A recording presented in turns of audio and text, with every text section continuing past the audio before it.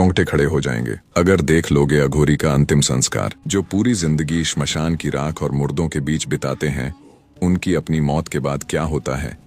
अघोर पंथ में मृत्यु को महाप्रयाण कहा जाता है। अघोरियों का दाह संस्कार कभी नहीं होता, क्योंकि माना जाता है कि अघोरी जीवित रहते ही अपनी देह को शिव को समर्पित कर चुका होता है। वे अपने शरीर को पंच तत्वों में विलीन करने के लिए दो मुख्य विधियों का पालन करते हैं, भू समाधि और जल समाधि। यदि साधु की इच्छा हो तो उन्हें भू समाधि दी जाती है।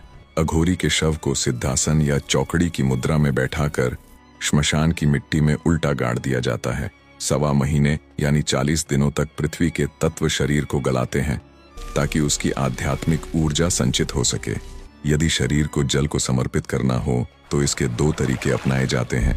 पहला, पूर्ण विसर्जन, जिसमें यदि अघोरी अपनी ऊर्जा को पूरी तरह प्रकृति में विलीन करना चाहता है तो उसके शरीर को भारी पत्थरों से बांधकर गंगा जैसी पवित्र नदी की मुख्य धारा के बीचों बीच विसर्जित कर दिया जाता है। यहाँ कोई अवशेष पीछे नहीं बचता।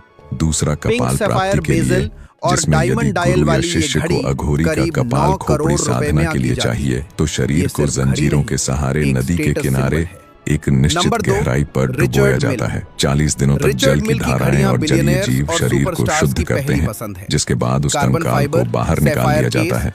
जल से शुद्ध हुई इस खोपड़ी को सबसे शक्तिशाली माना जाता है। 40 दिनों के बाद शुरू होता है सबसे खौफनाक मंजर। साथ ही अघोरी उस गले हुए शव की खोपड़ी को धड़ से अलग कर देते हैं। अब उस खोपड़ी को लोहे की भारी जंजीरों से बांध दिया जाता है। तांत्रिक मान्यताओं के अनुसार अघोरी की आत्मा का एक अंश उस कपाल में रह जाता है। जब उस खोपड़ी में शराब डालकर तंत्र क्रियाएं की जाती हैं तो वह हवा में उछलने लगती है। अगर जंजीर न हो तो वह वहां मौजूद किसी की भी जान ले सकती है। अघोरियों के पास कोई बैंक बैलेंस या जमीन नहीं होती। उनकी सबसे बड़ी जायदाद होती है खोपड़ी। मरने से पहले अघोरी तय करता है कि उसका कपाल कौन सा शिष्य रखेगा। यह एक पावर ट्रांसफर है, जिससे मृत अघोरी की सिद्धियां उत्तराधिकारी को मिल जाती हैं। इसी कपाल पात्र में वे भोजन और जल ग्रहण करते हैं। लोग अक्सर अघोरियों के खान पान को लेकर डरे रहते हैं। अघोर पंथ में अद्वैत का सिद्धांत है, यानी उनके लिए कुछ भी गंदा या पवित्र नहीं। वे मानव मांस से लेकर मलमूत्र तक का सेवन कर सकते हैं,